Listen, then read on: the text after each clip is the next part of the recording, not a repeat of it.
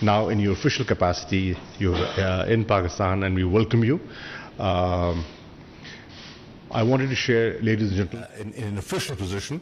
I am told that you've been here before in a different capacity, but now in your official capacity, you're in Pakistan and we welcome you.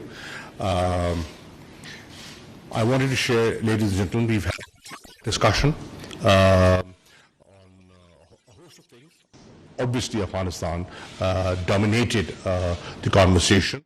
Bilateral relations stand, and I'm happy to share that they are strong.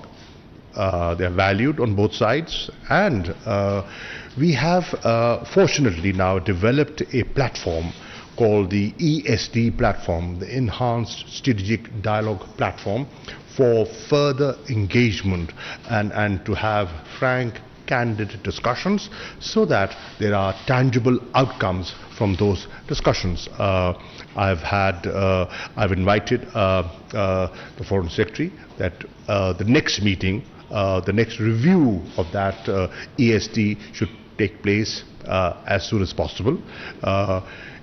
We have to host it in Islamabad, and we will be happy to host you in Islamabad for that dialogue.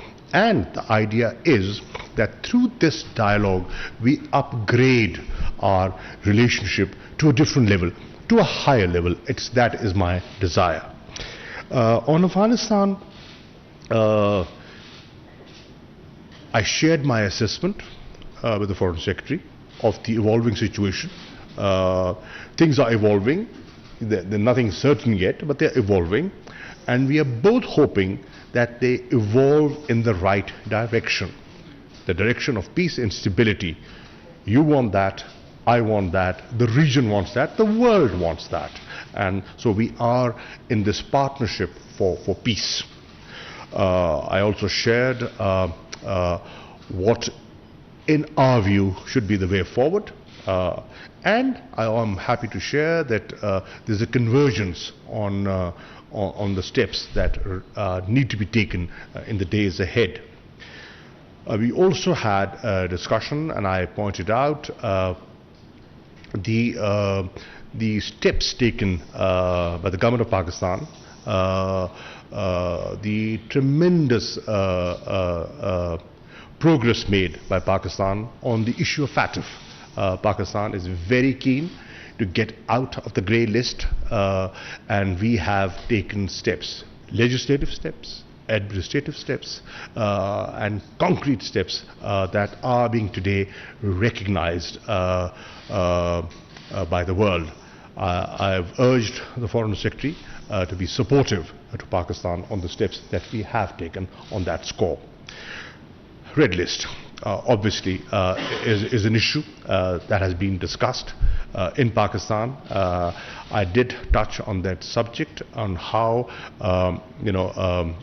people feel about it and what needs to be done to get Pakistan off the red list into the amber list. And I'm happy that there is a meeting at the technical level that has been arranged on Monday. Dr. Faisal Sultan will be representing Pakistan and putting forward Pakistan's point of view. And I've also suggested a number of steps that can be taken, that make both sides comfortable on how to deal and how to overcome this challenge and how to get Pakistan into the amber list. On the whole, it was a frank, candid discussion, and thank you for coming. Thank you very much. Well, first of all, can I say what a pleasure it is to be here in Pakistan, to have a very good, constructive, cordial meeting with His Excellency Foreign Minister Qureshi, both on Afghanistan but also the opportunities for the bilateral relationship, and I look forward to seeing the Prime Minister later on today. The bedrock, the basis of the UK-Pakistan relationship is very strong. And like His Excellency, the UK has desire, the will, and to take it to the next level. We also have very clear and shared interests in the future of Afghanistan. After the Kabul airlift, we evacuated over 15,000 people to the UK. which was unprecedented for modern times, certainly for the UK. And we're working together to continue the secure, safe passage for those who haven't yet made it out of Afghanistan, whether they're British nationals or indeed those who have worked for us. It was important to have the opportunity, and I'm very grateful to the government for making this possible, to go up to Torkham to see for myself the situation on the ground and talk to people on the ground and really understand it at that level. As for the UK, we're very mindful of the situation for Afghanistan's neighbours. We will be shouldering our humanitarian responsibilities. We've increased our aid budget for Afghanistan this year to £286 million, and we will also be supporting those countries who face the greatest demands for those who may be displaced in the weeks ahead. We've also sent a team, a 15-person rapid deployment team, to the region as a whole to make sure that we can help with the logistics, the practical arrangements that we also discussed for allowing people safely and securely to cross borders if it's into third countries to get back to the UK. And of course that's a way of easing the burden on some of Afghanistan's neighbours. I'm also pleased to announce that today we're releasing the first tranche of that extra aid money that I mentioned. We are sending up to £30 million of life-saving support to Afghanistan's neighbours, and that will include Pakistan, so that there is the money to provide the basics, the shelter, the household necessities, the sanitation for those who come across the border. We recognise this problem. We want to be part of the solution with such a key partner. We also stand by our commitments for Afghanistan's future, and I think there are a number of priorities that we discussed today. The humanitarian lifeline, preserving regional stability, holding the Taliban to the assurances that they've made, making sure that deeds follow words, and of course making sure that Afghanistan cannot be used and will not be used as a base or a safe haven for terrorist groups in the future. We're building, and it's important for us all to work together to build an international grouping, coalition around these core elements, around safe passage, around all the other elements, strategic and otherwise, whether it's through the G7, NATO, we've had a recent UN Security Council resolution, and of course the regional partners are going to be absolutely key to forging a way forward. And Pakistan's support and role will be vital. And if we come together in that way, with all of those that are interested and want a positive way forward, we will be able to exercise the maximum moderating and positive influence on the Taliban. We have a shared interest in supporting a stable and peaceful future for Afghanistan, and I thought with a very good conversation we had about the common and the commonality of interest in how we pursue that going forward. We also discussed all of the bilateral issues that His Excellency raised. We listened, we understand the concerns on issues like the Red List, and all the more important that as close partners we really intensify the bilateral relationship, particularly with, I think, a big anniversary for our bilateral relations which is coming next year. Thank you very much, and it's a great pleasure to be here. Thank you very much. I understand the ministers have time for a couple of questions. Would you kindly introduce yourself while posing the question? A gentleman on the left side. Right side, sorry. Thank you, Mr. Foreign Secretary. Welcome to Pakistan. This is Naveed Siddiqui from Dawn News. I have a question regarding the Red List. In the backdrop of Red List decision, the relationship between Pakistan and the UK seems to be strained. Even the people of Pakistan are very much annoyed with this biased decision of the British government. How can the ties between the two friendly countries can be improved, sir? Thank you.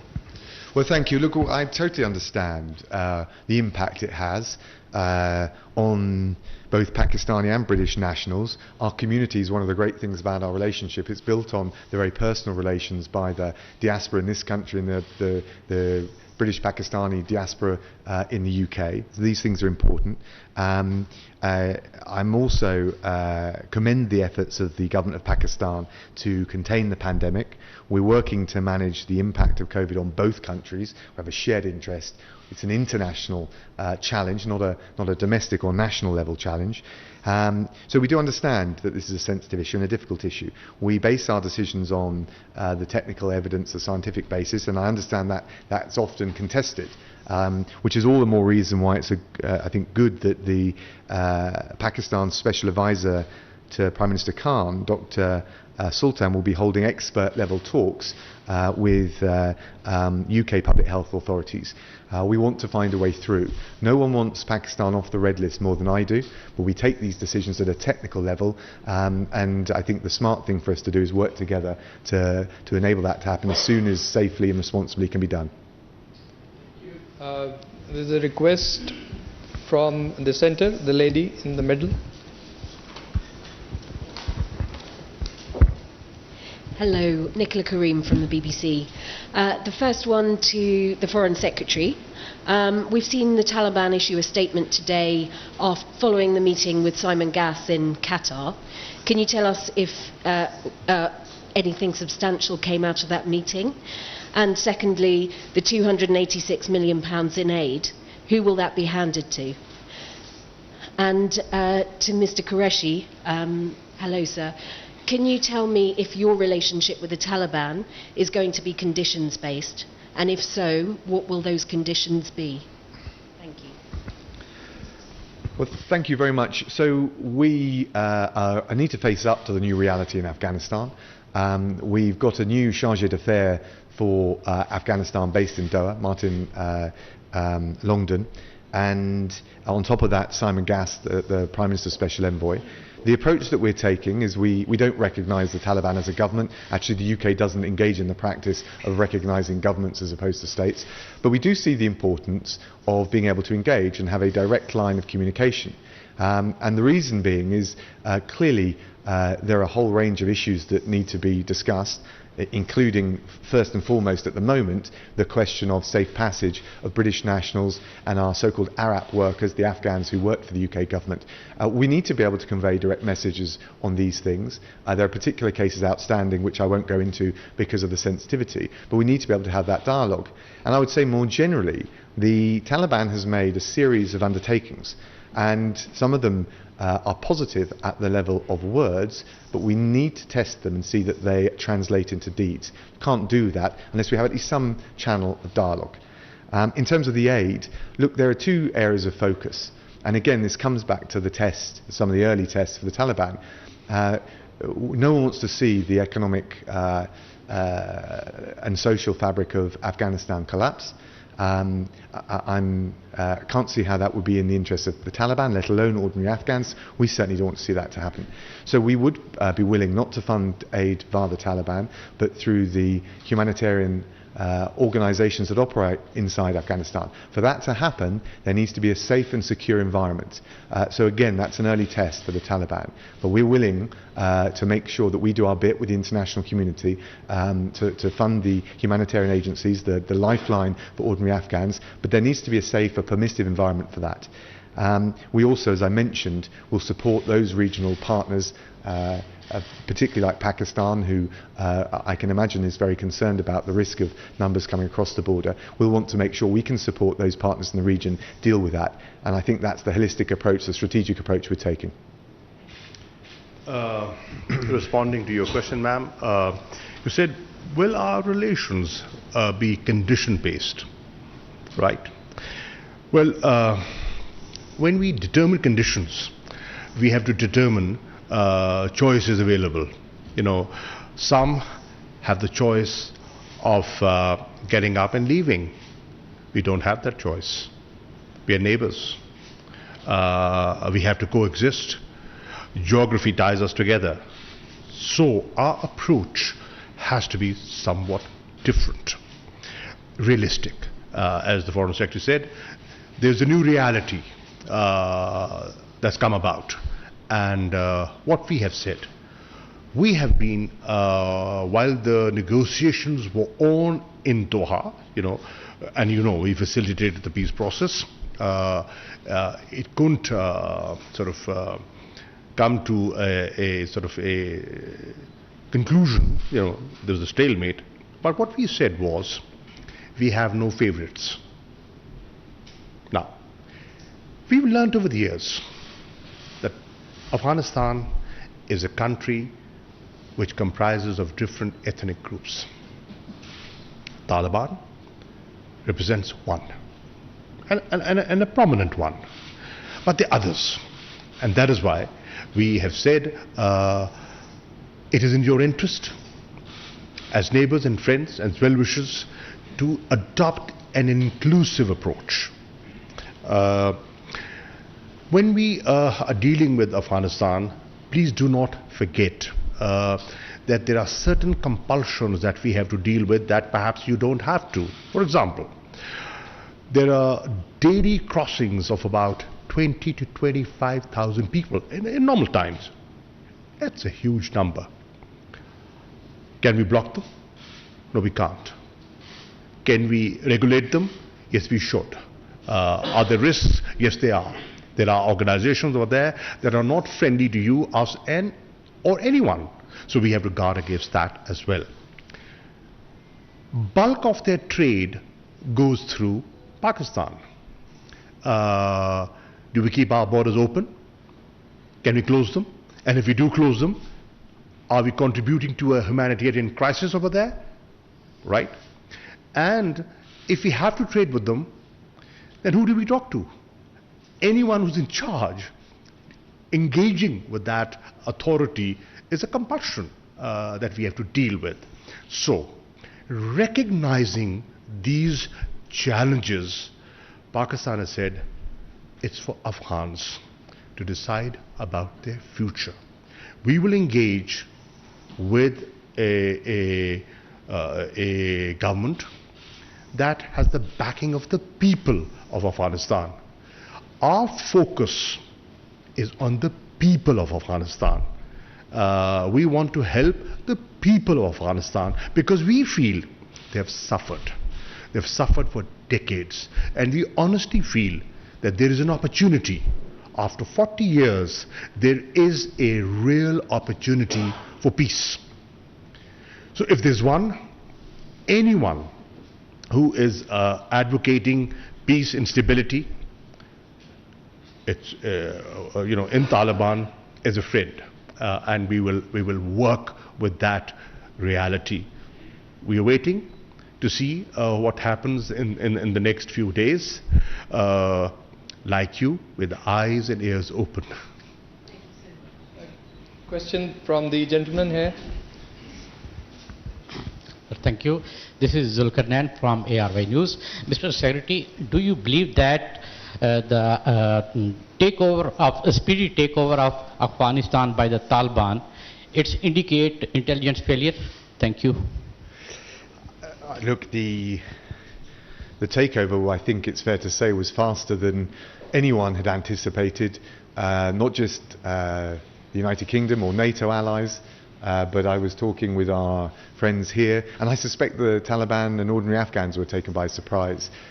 We can look at all the different factors that relate to it, but I think there was a common, widespread surprise at the speed with which the consolidation of power happened. We have a question from the lady in the middle, in the pink.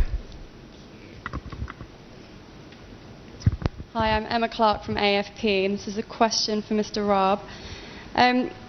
You've said that you want nations to exert maximum moderating influence. What are you looking for from the Taliban? And also, is there a danger of pushing them too far and the group turning inward and embracing radical tendencies? I think it's a good question. I think we need to set some early tests. Of course, actually on the evacuation between the middle of August and the end of August, there was dialogue on the ground, and we wouldn't have got 15,000, more than 15,000 people out without at least some measure of constructive dialogue with the Taliban. So we note that. There have been further undertakings made, and so to address your point, I think we would hold them to the undertakings that they have made, and test the sincerity and the will to deliver on those. The kinds of things we're talking about are reflected now in a UN Security Council resolution that the UK pushed very strongly for with France and the US.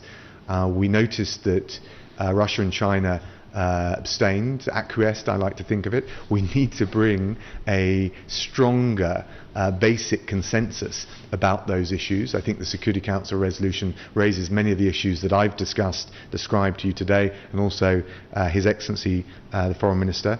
And we need to try and forge a stronger group of countries and a wider group of countries around those basic issues. More inclusive government, safe passage out, no safe haven for terrorism, the humanitarian lifeline that it's in all sides' interest to see allowed and preserved to preserve regional stability, and there are a range of other things. So I think it's important at this stage to set or to judge the Taliban by these early, initial, probably quite modest tests, and see whether they can deliver. And I hope that answers and reconciles what I think is a reasonable challenge to the international community. Yes, I think that's what I'm describing. If you said early tests based on what they have said they're willing to do, I think that's a perfectly reasonable approach. Any regime or set of leaders to undertakings they've made, I think is reasonable. Can we have a question from the gentleman in the middle? This is Zaid Farooq Malik, editor of the Daily Metro Watch. Mr. Qureshi, you have tell us about all the things, Afghanistan, FATF, Red List. You did not spoke on Kashmir. It's a big issue. There is a lot of human rights violations. The dead bodies are not safe. They cannot bury them on their will.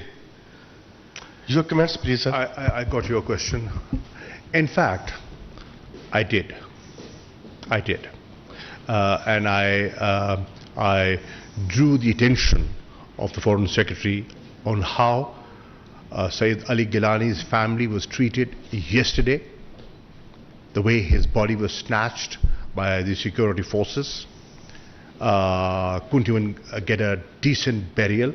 That's a fundamental right, which the family and the old man at 92 was denied. And people feel very strongly about it. And what they do not realize, yeah, okay, you can stop that, but there will be funerals all over Pakistan. There's going to be one today in Islamabad.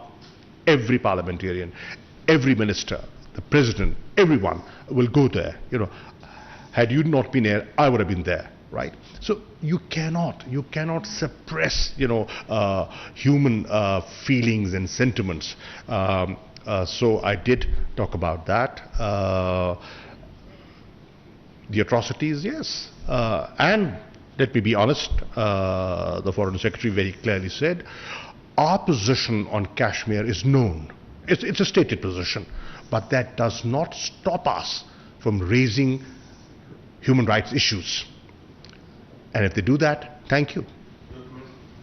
Well, you'll know the long-standing position of the UK is that it is for India and Pakistan to find a lasting political resolution to the situation in Kashmir, which we certainly want to see. It's got to take into account the wishes of the Kashmiri people. It's not for the UK to prescribe or impose a solution or even to act as a mediator. We encourage both sides to maintain a positive dialogue, a constructive dialogue, which is going to be necessary if there's going to be a lasting diplomatic solution. Of course, the pace, the scope, the modalities will be for them to decide. Thank you, ladies and gentlemen. I am afraid we don't have time for more questions. Thank you. Thank you so much. खारजा की बरतानवी हम मनसब के साथ मुश्तरका press conference जारी थी। बरतानवी वज़ीर ख़ारजा ने काबुल से शहरियों के इनखला पर पाकिस्तान का शुक्रिया अदा किया। डोमिनिक रॉब ने कहा कि रेड लिस्ट से मुताल्लिक मुख्तलिफ पहलुओं पर बात हुई है। रेड लिस्ट से मुताल्लिक पाकिस्तान की तशवीश से मुकम्मल आगाह हैं, अफगानिस्तान में अमन व इस्तेहकाम के ख्वाहां हैं। जबकि इस मौके पर वज़ीर ख़ारजा शाह महमूद कुरैशी की जानिब से ये कहा गया कि अफ़गान अमन मुज़ाकरात में हर मुमकिन सहूलत फ़राहम की गई है और बरतानवी वज़ीर ख़ारजा की कश्मीर पर तवज्जो भी मबसूल करवाई है। डोमिनिक रॉब ने यह कहा कि अफ़गानिस्तान में इंसानी हमदर्दी से मुताल्लिक अपने फ़राइज़ से आगाह हैं। पाकिस्तान समेत अफगानिस्तान के हमसाया ममालिक की हर मुमकिन मदद करेंगे। शाह महमूद कुरैशी की जानिब से उठाए गए मुख्तलिफ इशूज़ पर भी गुफ्तगू हुई। जबकि इस मौके पर वज़ीर ख़ारजा शाह महमूद कुरैशी ने प्रेस कॉन्फ्रेंस करते हुए मुख्तलिफ सवालों के जवाब देते हुए ये कहा कि अफ़गान अमन मुज़ाकरात में ہم نے ہر ممکن سہولت فراہم کی ہے، اور اس کے علاوہ انہوں نے یہ بھی کہا کہ برطانوی وزیر خارجہ کی کشمیر پر توجہ بھی مبذول کروائی گئی ہے۔ برطانوی وزیر خارجہ نے کہا کہ امید ہے طالبان اور افغانستان میں استحکام لے کر آئیں گے۔ ابھی دیکھ رہے ہیں کہ طالبان افغانستان میں کیا رویہ اپناتے ہیں۔